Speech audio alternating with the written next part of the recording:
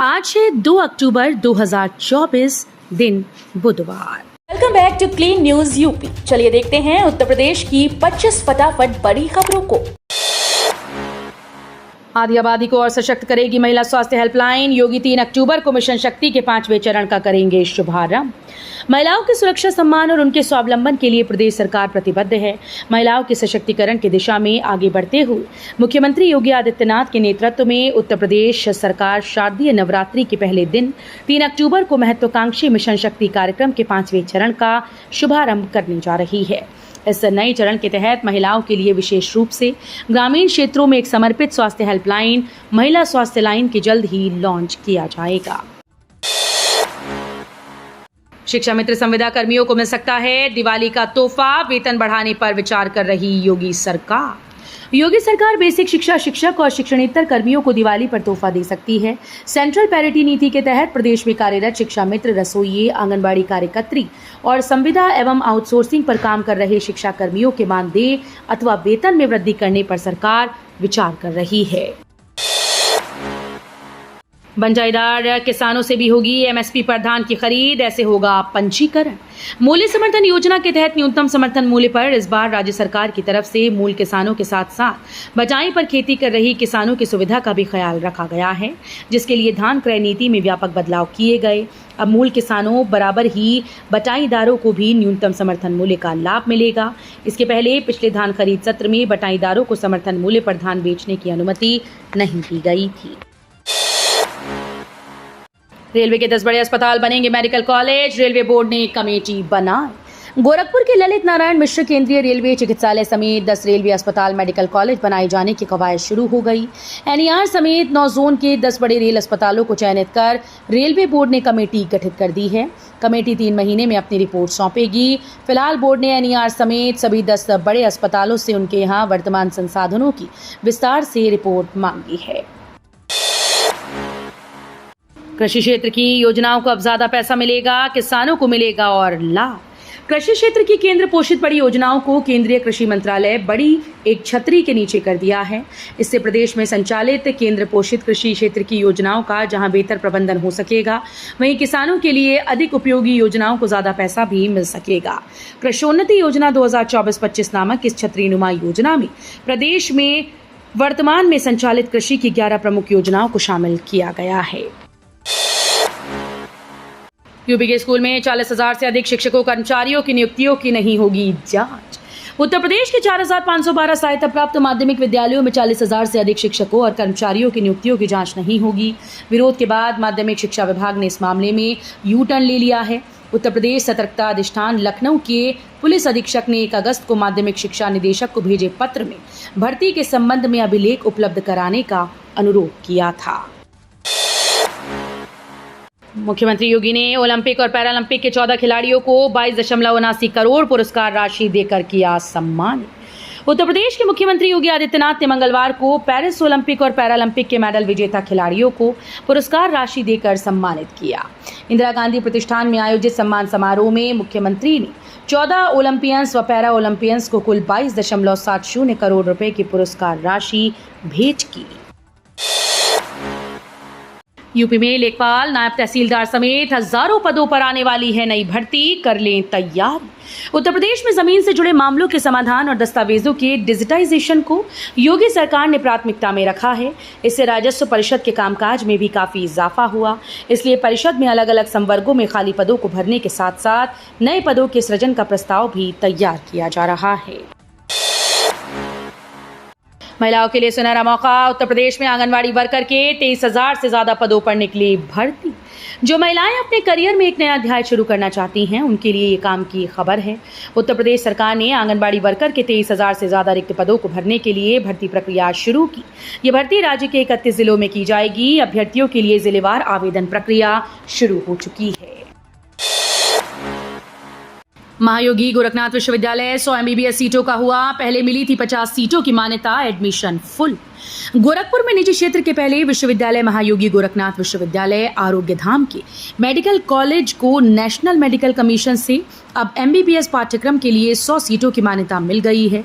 इसके पहले national medical commission ने 50 सीटों की मान्यता दी थी और नीट स्टेट कोटा काउंसलिंग में अब तक इन सभी सीटों पर प्रवेश हो चुका है।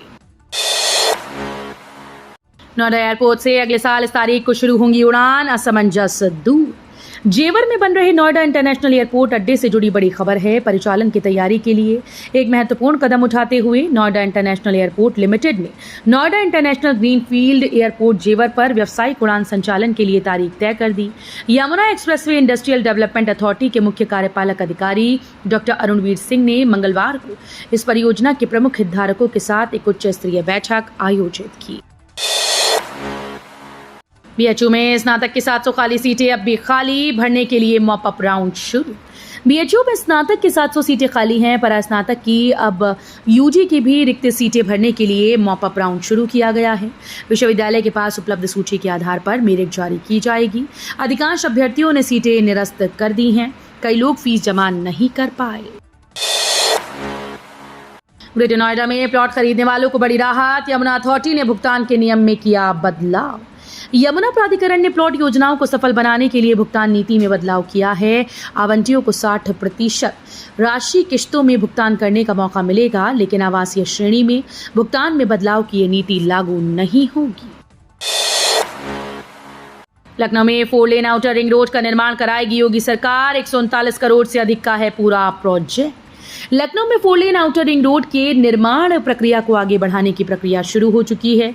लखनऊ के रैथा अंडरपास से लेकर PM मित्र पार्क तक 14.28 किलोमीटर क्षेत्र की सड़क को 4 लेन किया जाएगा। वहीं IIM से आउटर रिंग रोड स्थित रैथा अंडरपास के कायाकल्प को भी इस परियोजना के अंतर्गत पूरा किया जाएगा। यूपी में इंटर पास छात्र कर सकेंगे DLED। इलाहाबाद हाईकोर्ट ने स्नातक की शर्त हटाई। इलाहाबाद हाईकोर्ट ने जिला शिक्षा और प्रशिक्षण संस्थान की ओर से संचालित DLED 2 वर्षीय प्रशिक्षण पाठ्यक्रम में प्रवेश की अर्हता इंटरमीडिएट से बढ़ाकर स्नातक करने के राज्य सरकार के आदेश को रद्द कर दिया है। कोर्ट ने इस संबंध में जारी 9 सितंबर 2024 के शासनादेश के उस अंश को रद्द कर दिया जिसमें 2 वर्षीय पाठ्यक्रम में प्रवेश की अर्हता को बढ़ाकर इंटरमीडिएट से स्नातक कर दिया गया था। कोर्ट ने प्रदेश सरकार के निर्णय को असंवैधानिक, मनमाना और भेदभावपूर्ण करार दिया है। योगी कैबिनेट के 25 प्रस्तावों पर लगी मुहर। वाराणसी में CBI का छापा। यूपी कैबिनेट के 25 प्रस्तावों पर मुहर लग गई है। कैबिनेट बैठक में 2 प्राइवेट विश्वविद्यालयों को मंजूरी भी दी गई। इसके अलावा खरीफ विपणन 2024 में मूल्य समर्थन योजना के तहत मक्का, बाजरा और ज्वार की खरीद समेत कई प्रस्तावों को मंजूरी मिली। मुख्यमंत्री युवा उद्यमी विकास अभियान हर साल 5 लाख का लोन बिना लोन का दिया जाएगा। इसमें हर साल 1 लाख युवाओं को लोन दिया जाएगा। नोएडा से ग्रेटर नोएडा के लिए बनेगी नई राह। शारदा गोल चक्कर से हिंडन पुल तक सड़क बननी शुरू। नोएडा और ग्रेटर नोएडा को जोड़ने के लिए नॉलेज पार्क 3 स्थित शारदा गोल चक्कर से हिंडन पुल तक लगभग 1 किलोमीटर लंबी सड़क का निर्माण शुरू हो गया। इसमें से 250 मीटर का हिस्सा द्रोणाचार्य कॉलेज तक एलिवेटेड होगा। पुस्तक के किनारे बनी सड़क से गुजरने वाले वाहनों के लिए सबवे बनेगा। कैबिनेट बैठक में 2 विश्वविद्यालयों की स्थापना को मिली मंजूरी। निवेश नीति में संशोधन को भी मिली सहमति। मुख्यमंत्री योगी आदित्यनाथ की अध्यक्षता में मंगलवार को हुई कैबिनेट बैठक में कई महत्वपूर्ण प्रस्तावों को मंजूरी दी गई। बैठक में विद्या विश्वविद्यालय मेरठ व KD विश्वविद्यालय मेरठ की स्थापना को मंजूरी दे दी गई। वहीं उच्च शिक्षा प्रोत्साहन नीति पर सहमति जताई गई। बैठक में खरीफ विपणन वर्ष 2024 में मूल्य समर्थन योजना के तहत मक्का, बाजरा और ज्वार की खरीद को मंजूरी दी गई है। काम में दिखाई लापरवाही, नगर निगम ने दिखाई सख्ती। नगर आयुक्त ने कई अधिकारियों का रोका वेतन। नगर निगम ने कार्य में लापरवाही और जिम्मेदारियों का सही ढंग से निर्वहन न करने पर कड़ा रुख अपनाया। नगर आयुक्त अक्षत वर्मा ने 29 सितंबर को आयोजित एक पेड़ मां के नाम वृक्षारोपण कार्यक्रम में मानकों के अनुरूप कार्य न करने और गड्ढों की खुदाई में लापरवाही बरतने के कारण उद्यान अधीक्षक डॉक्टर VK सिंह का वेतन अगली सूचना तक रोकने का आदेश दिया। लखनऊ में डिलीवरी बॉय की हत्या पर अखिलेश यादव का रिएक्शन। कहा, हर सप्ताह हो रही अपराध की सैकड़ों घटनाएं। राजधानी लखनऊ में सेवानिवृत्त आईएएस अधिकारी से चेन लूट और डिलीवरी बॉय से हत्या के बाद हत्या जैसी कई घटनाओं को लेकर सपा अध्यक्ष अखिलेश यादव ने भाजपा सरकार पर हमला बोल दिया। उन्होंने आरोप लगाया कि भाजपा सरकार में प्रदेश की कानून व्यवस्था पूरी तरह से ध्वस्त है। राजधानी लखनऊ सहित पूरे प्रदेश में हत्या, लूट, दुराचार की घटनाएं बढ़ती जा रही हैं। 2 दिन परेशान करेगी तीखी गर्मी, पछुआ चलने से मिलेगी राहत, कई इलाकों में बूंदाबांदी के भी आसार। आपको बता दें कि बीते दिनों की बारिश से सुहाना हुआ मौसम फिर से अपने तीखे तेवरों से परेशान कर रहा है। आंचलिक मौसम विज्ञान केंद्र के वैज्ञानिकों का कहना है कि फिलहाल आज 2 अक्टूबर तक तीखी गर्मी परेशान करेगी। लखनऊ में तो अभी 5 दिन का मौसम एकदम शुष्क रहने के आसार हैं। हालांकि 3 अक्टूबर को जिस सिस्टम के सक्रिय होने के आसार दिख रहे हैं, यदि वो सही समय पर सक्रिय हो जाता है तो पछुआ चलने से तापमान की तेजी रुकेगी। स्मार्ट मीटर की जांच के निर्देशों का नहीं हुआ पालन, खुलासे के बाद बिजली कंपनीज में हड़कंप। प्रदेश की बिजली कंपनीज ने केंद्र सरकार द्वारा दिए गए निर्देश का मनमाने ढंग से उल्लंघन किया। बिजली कंपनीज ने चेक मीटर के रूप में 5% पुराने मीटर लगाने के आदेश का पालन ही नहीं किया। इस आदेश का खुलासा उपभोक्ता परिषद के अध्यक्ष अवधेश वर्मा ने सोमवार को किया। नए शिखर पर पहुंची टीम इंडिया, बांग्लादेश को हराते ही अंक तालिका में मारी लंबी छलांग। विश्व टेस्ट चैंपियनशिप की अंक तालिका पर नजर डालें तो टीम इंडिया कानपुर टेस्ट से पहले भी नंबर 1 पर थी और अभी भी पहले नंबर पर है। हाँ, इतना जरूर हुआ कि अब भारत और ऑस्ट्रेलिया के बीच पीसीटी का जो फैसला कम था वो बढ़ गया है।